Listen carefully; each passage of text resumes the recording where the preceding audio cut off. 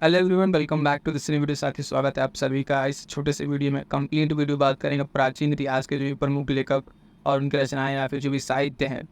तो इसमें आयोग द्वारा जो भी प्रश्न पूछा गया है और प्रीलिम्स स्पेशल के बहुत ही महत्वपूर्ण है। तो सतीश छोटे से वीडियो को जरूर कंप्लीट कीजिएगा और इसका वो नोट्स जरूर बना लीजिएगा। पीडीएफ के लिए आपको बताया कि पीडीएफ के लिए आप टेलीग्राम जरूर ज्वाइन कर लीजिएगा, वहाँ से आपको इसका पीडीएफ मिल जाएगा। चलिए फटाफट से स्टार्ट करते हैं अपने कंप्लीट और महत्वपूर्ण सेशन को। इसमें देखेंगे वन वन करके सभी लेखक और उनकी रचनाओं को। अब यहाँ से हम लोग देखते हैं कि प्राचीन साहित्य एवं साहित्यकार, ठीक है, एंशियंट जो लिटरेचर है और उसके राइटर हैं। बहुत ही महत्वपूर्ण टॉपिक ये भी है, यहाँ से प्रश्न पूछे जाते हैं, तो इसको हम लोग कवर अप करते हैं। जो भी यहाँ से प्रश्न पूछे गए हैं प्राचीन इतिहास और साहित्यकार से, इसको देखते हैं। सबसे पहला यहाँ दिया हुआ सुमेलित करने को दिया हुआ है और इसमें कह रहा है कि एक तरफ पुस्तक है और एक तरफ लेखक है। तो ऑलरेडी ये सुमेलित है, आप देखेंगे रास पंचाध्यायी ये पुस्तक का नाम है और इसको लिखा गया है नंददास के द्वारा। किसके द्वारा? नंददास के द्वारा लिखा हुआ है। और चैतन्य भागवत आप देखेंगे तो वृंदावन दास के द्वारा लिखा हुआ चैतन्य भागवत बुक का नाम है। चैतन्य मंगल की बात करेंगे तो जयनंदा। और भक्ति रत्नाकर जो किताबें लिखा हुआ है नरहरि चक्रवर्ती के द्वारा। तो ये बहुत ही इंपॉर्टेंट बुक्स हैं कुछ प्राचीन इतिहास की, जिन्हें आप एक पर्टिकुलर नोट्स बना कर नोट कर लीजिएगा। ये सारे क्वेश्चन पूछे हुए हैं, यहीं से आपको फिर से बनते हैं क्वेश्चन। इसमें से अगली बार क्या हो सकता है, एक दो ठो कोई आप उठा ले और कोई दो बुक नया देख आपको ऑप्शन बना दे, तो वहाँ पर क्या होगा आपके लिए ये चीज़ इंपॉर्टेंट हो जाता है। अब देखिए अगला फिर से है, ये सुमेलित करने वाले एक तरफ ग्रंथ है और एक तरफ उसके रचयिता दिया हुआ है। रागमाला, रागमाला पुंडरीक विट्ठल, ठीक है। रस कौमुदी किसके द्वारा लिखा है? श्रीकंठ के द्वारा लिखा हुआ है ये ग्रंथ। और राग विबोध, ठीक है, राग विबोध जो है सोमनाथ के द्वारा। और चतुर्दंडी प्रकाशिका जो है वेंकट रमन, ये आप देखेंगे हमारा यूपीपी से 22 से 23 का ये प्रश्न है, तो आप देखेंगे 21, ठीक है। और 2 बार पूछा हुआ है यूपीपीसीएस में, आप देखेंगे यूपीपीसीएस में कई बार क्वेश्चन पूछा हुआ है, 22-23 में कई बार आया हुआ है। अगला देखेंगे बहुत ही इंपॉर्टेंट है, इसको ध्यान दीजिएगा कि चिंतामणि भट्ट द्वारा रचित ग्रंथ जो है शुक सप्तति, ठीक है। शुक सप्तति फारसी में अनुवाद उसका नाम तूतीनामा रखा है। इसको किसने किया है? तो ख्वाजा जियाउद्दीन नक्शबी ने, ठीक है। अब यहाँ पे क्या है, पहले 2-3 पॉइंट समझिएगा, इसी क्वेश्चन में से आपको निकल के आएंगे। पहली चीज़ कि एक संस्कृत एक शुक सप्तति, ये क्या है? एक संस्कृत ग्रंथ है। तो आपसे पूछे कि शुक सप्तति जो है किस भाषा में लिखा हुआ है, तो संस्कृत भाषा में लिखा एक ग्रंथ है। किसके द्वारा ये लिखा हुआ? तो आप देखेंगे चिंतामणि के द्वारा ये लिखा हुआ है, चिंतामणि के द्वारा। उसके बाद से फिर पॉइंट आता है किसी शुक सप्तति का एक फारसी अनुवाद हुआ है, वो किस नाम से याद हुआ है? तूतीनामा के नाम से हुआ है। तो इसको देखेंगे तो ये जो है फारसी अनुवाद इसका क्या है? तूतीनामा, ठीक।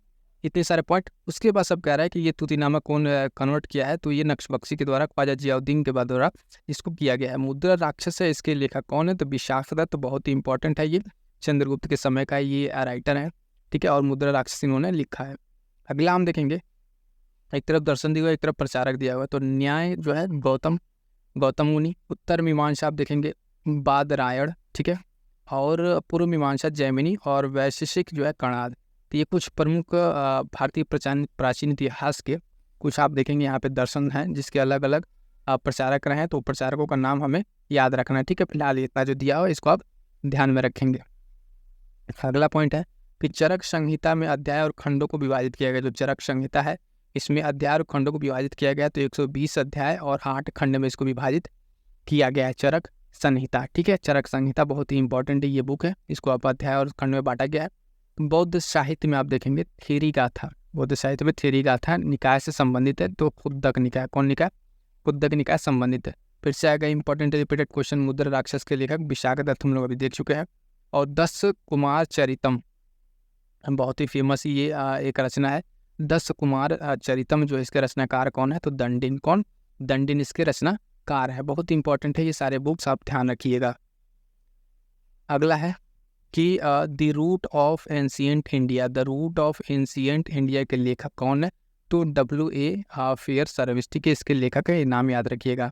कल्याण की राजत रंगड़ी को आगे बढ़ाया तो किसने? जैनराज एवं श्रीवर ने। किसने? जैनराज एवं श्रीवर ने। तो आप ध्यान दीजिएगा, जब यहाँ पे क्वेश्चन पूछेगा कि राजत रंगड़ी को किसके द्वारा लिखा गया है, तो अगर ऑप्शन में आपको कल्याण, ठीक है, तो जनरली हम जानते हैं लोग कल्याण, लेकिन उसके साथ साथ अगर आपको जैनराज और श्रीवर भी ऑप्शन में दे दे और 1 2 3 4 करके दे दे ऐसे मिला के, तो आपको तीनों मिला के इसको आंसर लगाना है, क्योंकि बहुत ही इंपॉर्टेंट है। और सिर्फ कल्याण के द्वारा नहीं कंप्लीट किया गया, आगे बढ़ाया गया जैनराज और श्रीवर के द्वारा।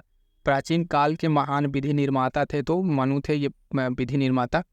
महाभारत मूलतः जानी जाती है तो किस नाम से? जय संहिता के नाम से जानी जाती है। ठीक है, अगला देखेंगे। महान जैन विद्वान हेमचंद्र किस सभा को अलंकृत करते थे, यानी किस सभा में वो रहते थे? तो कुमारपाल की सभा में रहते थे। भोजशाला मंदिर, जो है भोजशाला मंदिर की अधिष्ठात्री जो देवी हैं, ठीक है, वो कौन है? तो उसमें देखेंगे भगवती सरस्वती। ठीक है, भगवती सरस्वती जो है भोजशाला मंदिर की ये देवी है। उसके बाद से मध्यकालीन भारत के यशस्वी विद्वेता जो कौन थे? विधिवेता, वो थे विज्ञानेश्वर। विज्ञानेश्वर बहुत ही इंपॉर्टेंट एक अपने टाइम के रहे हैं, जो मध्यकालीन भारत में आप देखेंगे विधिवेता के नाम से जाने जाते हैं। अगला पॉइंट साथियों कि मध्यकालीन विद्वान लेखक जो जैन धर्म अनुयायी थे वो हेमचंद्र सूरी हैं। कौन है? हेमचंद्र सूरी हैं। ठीक है, अगला पॉइंट है गीत गोविंद। गीत गोविंद का रचयिता कौन है? तो जयदेव है। कौन है? गीत गोविंद के रचयिता जो है जयदेव है। और काल्पनिक वैज्ञानिक उपकरणों पर पुस्तक जो लिखी है किसके द्वारा? भोज के द्वारा लिखी गई है। ठीक है, भारतीय गणितज्ञ जिसने दशमलव स्थानिक मान की खोज की वो आर्यभट्ट थे। कौन थे?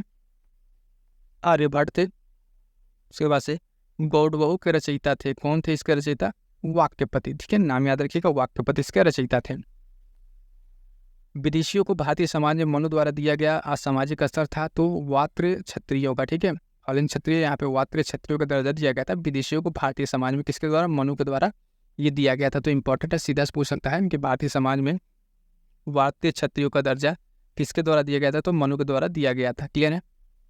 अगला पॉइंट देखेंगे, इसमें कह रहा है कि प्राचीन भारतीय विचारकों में से विधि व्यवस्था की सर्वाधिक व्यवस्थित रूप से व्याख्या की है तो मनु ने की है।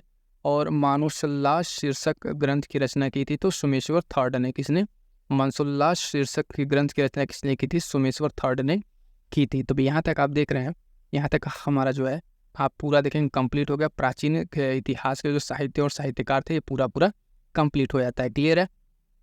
जो एग्जैक्ट पेपर है उसके सेगमेंट वाइज साइंस का भी स्टार्ट हो चुका है ना। ये इतने सारे सेशन आ चुका है प्रीलिम्स के, वो आप जाइए वहाँ पे पीवाईक्यू में कीजिए। वहाँ पे एक एक क्वेश्चन को लेकर पीवाईक्यू के सेगमेंट वाइज क्वेश्चन को डिटेल एनालिसिस किया जा रहा है। ये आपके लिए प्रीलिम्स एग्जाम्स के लिए बहुत ही हेल्पफुल है साथियों। इस सेशन को मिस मत कीजिएगा।